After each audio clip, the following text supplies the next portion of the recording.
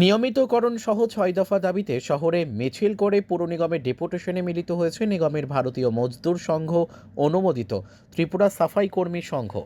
এদিনের মিছিলটি তুলসীবতী স্কুলের সামনে থেকে শুরু হয়ে শহরের বিভিন্ন পথ পরিক্রমা করে মেয়র দীপক মজুমদারের নিকট দাবি সনদ তুলে দিয়েছেন সংঘের প্রতিনিধিরা।